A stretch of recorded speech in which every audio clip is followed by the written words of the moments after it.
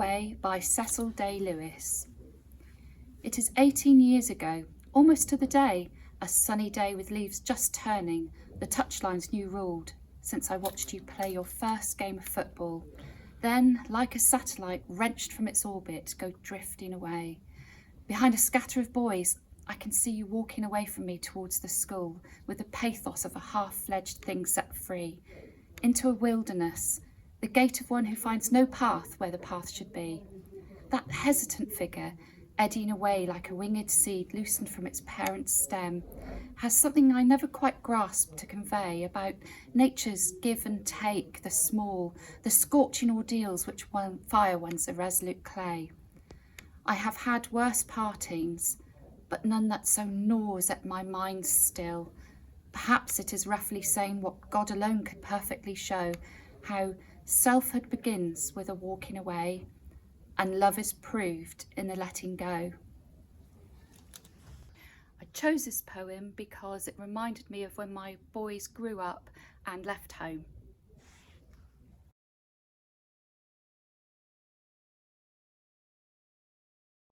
This is The Witch by Mary Elizabeth Coleridge. I have walked a great while over the snow, and I am not tall nor strong. My clothes are wet and my teeth are set, and the way was hard and long. I have wandered over the fruitful earth, but I never came here before. Oh, lift me over the threshold and let me in at the door. The cutting wind is a cruel foe, I dare not stand in the blast. My hands are stone and my voice a groan, and the worst of death is past. I am but a little maiden still, my little white feet are sore. Oh, lift me over the threshold and let me in at the door. Her voice was the voice that women have, who plead for their heart's desire. She came in the quivering flame, sunk and died in the fire. It never was lit again on my hearth since I hurried across the floor to lift her over the threshold and let her in at the door. So it's not actually my favourite poem. It's a poem I really like. I like it because it's about womanhood. I like it because it's very autumnal, and I am also quite fascinated with the theme of witches. It's got a lovely rhythm to it, and it's got a lovely rhyme scheme. It's a nice one to read out loud.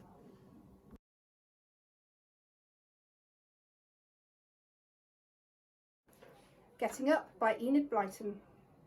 I'm in my warm and cosy bed, the pillows soft beneath my head, the blankets tucked against my chin. I'm in my cosy bed, I'm in. I fling the blanket right away, I sit up straight and then I say, now 1, 2, 3, and with a shout, I give a jump, I'm out, I'm out. I chose this poem because I looked back on my own school years, and it's the one thing I think I remembered helping me to get out of bed in the morning, in the cold night, in the cold mornings.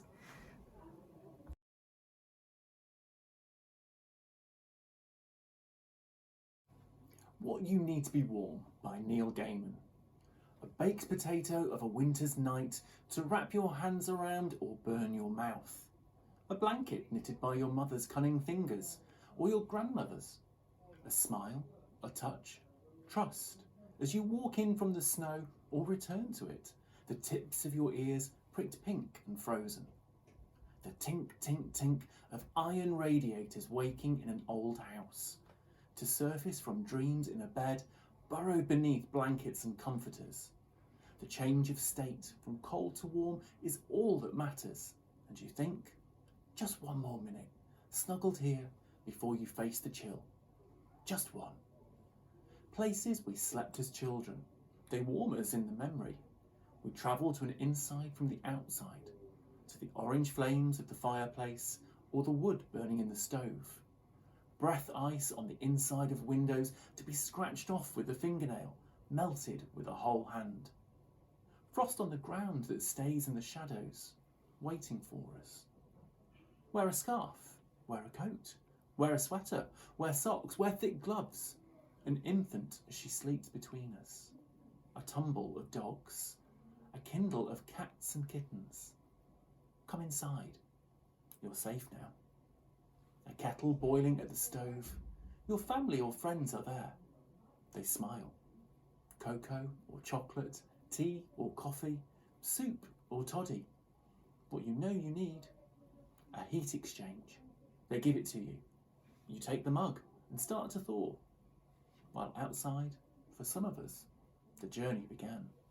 As we walked from our grandparents' houses, away from the places we knew as children, changes of state and state and state, to stumble across a stony desert or to brave the deep waters, while food and friends, home, a bed, even a blanket, become just memories.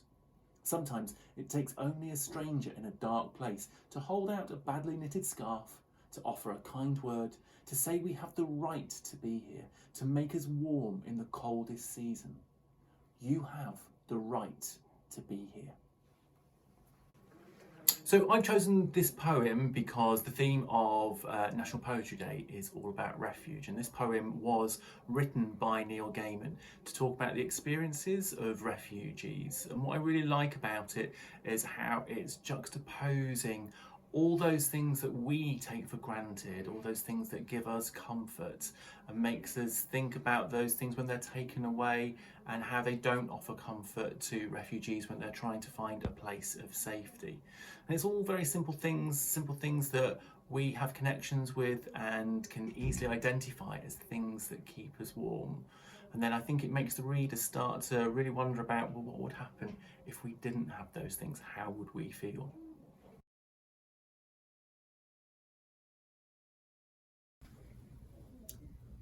I Know Why the Caged Bird Sings by Maya Angelou. A free bird leaps on the back of the wind and floats downstream till the current ends, and dips his wing in the orange sun rays and dares to claim the sky. But a bird that stalks down his narrow cage can seldom see through his bars of rage. His wings are clipped and his feet are tied, so he opens his throat to sing.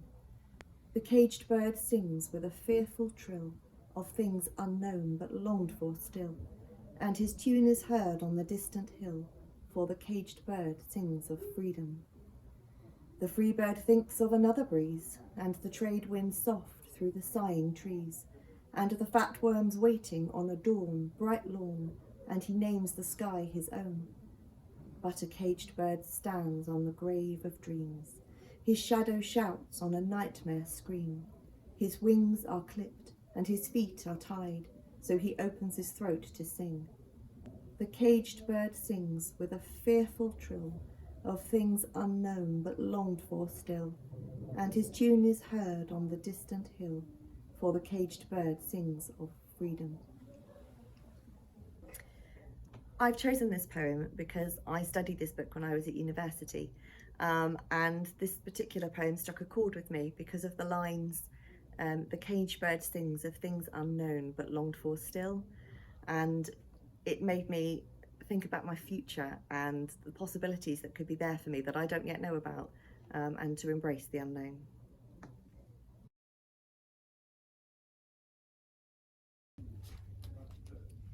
If, by Rudyard Kipling. If you can keep your head when all about you are losing theirs and blaming it on you, if you can trust yourself when all men doubt you, but make allowance for their doubting too, if you can wait and not be tired by waiting, or being lied about, don't deal in lies, or being hated, don't give way to hating, and yet don't look too good nor talk too wise. If you can dream and not make dreams your master, if you can think and not make thoughts your aim, if you can meet with triumph and disaster and treat those two impostors both the same, if you can bear to hear the truth you've spoken, twisted by knaves to make a trap for fools, or watch the things you give your life to broken and stoop and build them up with worn out tools, if you can make one heap of all your winnings and risk it all on one turn of pitch and toss, and lose and start again at your beginnings and never breathe a word about your loss, if you can force your heart and nerve and sinew to serve your turn long after they are gone, and so hold on when there is nothing in you except the will which says to them, hold on. I was a little bit worried when choosing this poem. Rudyard Kipling is inextricably linked with imperialism and the Commonwealth, and particularly writes a lot of his stories about the ruling of India 100 years ago and more. But taking all that aside, I love the poem, I love the words, I love the fact about the main thrust of the poem being about stoicism and triumphing, against all odds. But the main reason is it was my dad's favourite poem. So I guess I'm reading it today as a bit of a tribute to my late dad. Word Crunching by Brian Bilston. I wrote a poem on a page, but then each line grew by the word sum of the previous two, until I started to worry at all these words coming with such frequency, because as you can see, it can be pretty easy to run out of space when a poem gets all Fibonacci sequency. It's not very often that poetry and maths cross paths, so I felt like I kind of had to pick that one. I also particularly like Brian Bilston. I feel like nearly every poem I've ever read of his is funny and clever and entertaining in a way that you don't always expect